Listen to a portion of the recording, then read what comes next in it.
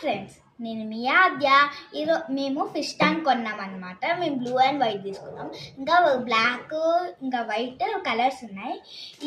ఈ స్పాంజ్ ఇది కలిపి 3000కి వచ్చింది. ఇది విత్ మోటార్ వస్తుంది అనమాట. ఇక్కడ స్పాంజ్ వస్తుంది. ఇది 15 డేస్కి ఒకసారి చేంజ్ చేయాలి. అతనే పెట్టించారు ప్రస్తుతానికి. మేము ఫిషింగ్ నెట్ కొన్నాం అనమాట.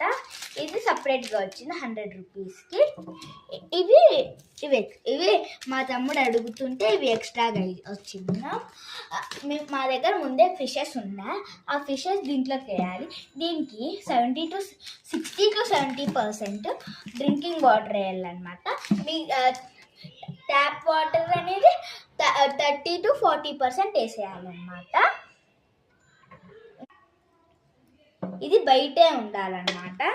ఇవి పెట్టాలి.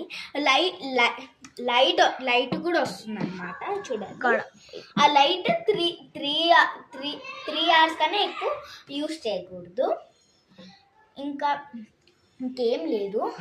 దీనికి డెకరేషన్ కావాలంటే కింద రాక్స్ పెట్టుకోవచ్చు, కానీ ఇది ఉందా అక్కడికి పెట్టుకోకూడదు. అక్కడ పెట్టుకుంటే ఫిషెస్కి ఎయిర్ సరిగ్గా ఉండదు.